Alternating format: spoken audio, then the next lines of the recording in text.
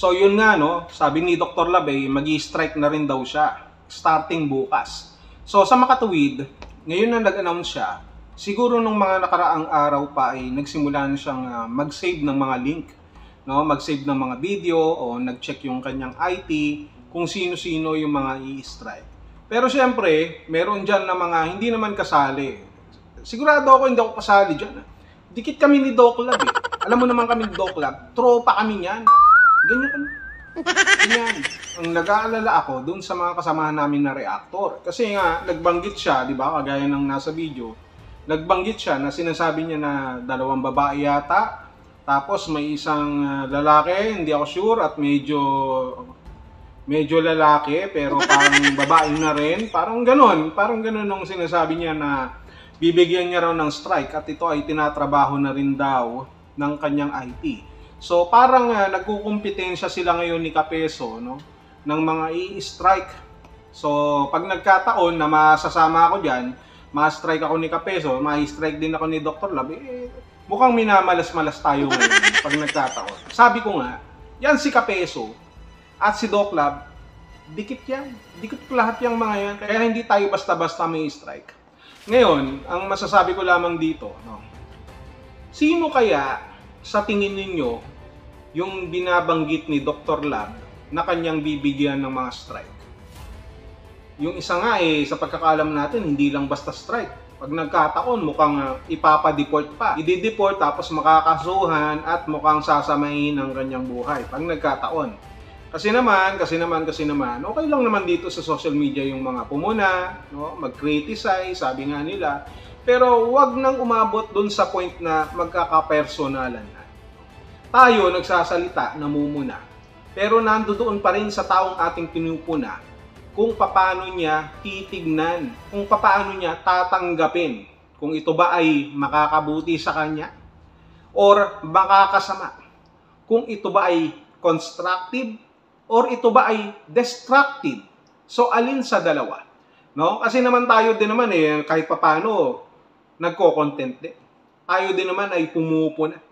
Tayo din naman ay nagsasabi ng ating saloobin o opinion kapag sa tingin natin may nakikita tayong mali. Pero hindi ibig sabihin nun na tayo ay galit sa tao. Pero hindi ibig sabihin nun na gusto kong sirain ang buhay niya. Ang ibig sabihin lamang nito, sinasabi ko sa kanya kung ano yung aking nakikitang pagkakamali. At nasa sa kanya yon kung paano niya sa akin papatunayan na ako ay nagkakamali o ang aking mga sinasabi ay mayroong pagkukulang o mayroong butas. Ganun lamang yon. So dito sa social media, huwag kayong masyadong mai-stress sapagkat ganito lamang ang buhay dito. Dito sa mga i-strike ni Dr. Lab, siguro naman kayang-kaya nilang dalhin ang kanilang mga sarili at alam din naman nila ang kanilang gagawin para hindi sila ma-strike.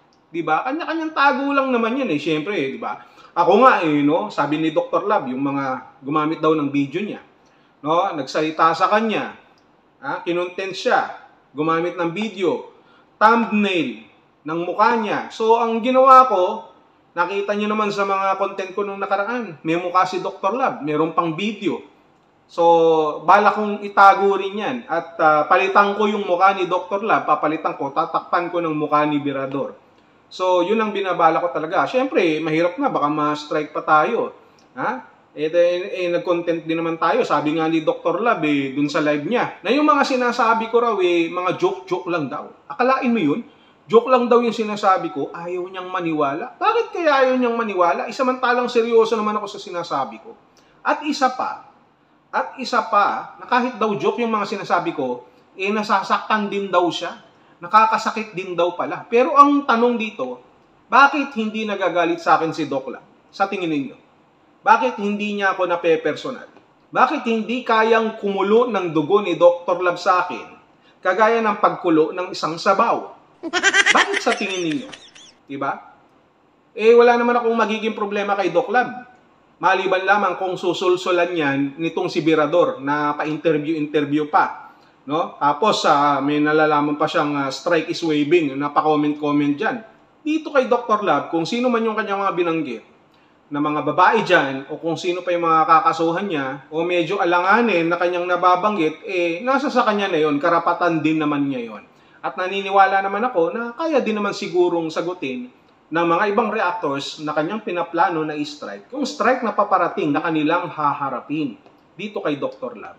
Kaya nga, ang masasabi ko lamang dito, pagkatapos ng video natin na ito, magpapalit ako ng video. Itatago ko yung ibang video ko kay Dr. Lab, itatago ko rin yung mga, papalitan ko yung thumbnail, yung title, so para makapaganda tayo. Baka naman kasi pag nagkataon na managinip din itong si Dr. Lab baka mamaya maisipan akong i-strike o sabihan niya yung IT niya. Kaya kung magaling-galing yung IT niya, sabihan dapat ni Dr. Lab na kailangan mas magaling sa akin niya. Kasi IT din ako Kayang-kaya ko silang i-strike. Kahit wala pa silang vlog, wala silang video, wala silang YouTube channel, pwede pa rin akong mang-strike. Ganun ako kagaling. Ganun ako kagaling. Akalain mo yun, may strike ka, wala ka namang YouTube channel. Yun ang tunay na IT. Kaya, Dr. Lab, hindi ako nininervyos Kasi nga kayang-kaya kong sagutin yan. Kahit na magpaturo ka pa kay Birador. Walang kwenta. Walang bearing. Kaya nga ang tanong ko dito, sa ating mga kalingap at mga ka-adonis, bagamat tayo po ay kolorum na sapagkat tanggal na yata talaga totally ang mga reactors, pati yung mga ibang grupo dyan, nagko-content pa rin tayo. Baka sakali na at least meron tayong pabaon na content. Bago nyo man lang kami hindi masilayan sa inyong mga cellphone, sa inyong mga TV, sa inyong mga laptop. At least, meron kaming remembrance sa inyo. Yun nga lang, ang masakit dito, baka ang maging remembrance namin sa inyo ay yung aming mga huling video bago kami may-strike. Yan ang magiging problema. Kaya dito kay Dr. Lab, baka naman, alam mo namang sanggang dikit tayo Dr. Lab. So, alam mo na, wag na. Ako bahala, Dr. Lab. Yung sabaw, ang sarap. Yun lang.